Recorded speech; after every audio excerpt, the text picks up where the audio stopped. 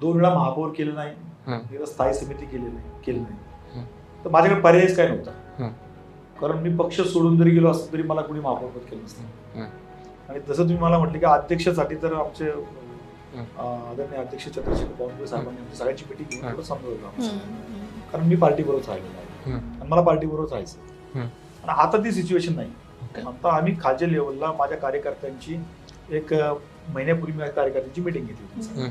तर बघा, मी साधारण सहज मिटिंग म्हणून त्यांना बोलवलं तर साधारण त्याचं मिटिंगचं रूपांतरच मेळाव्यात झालं.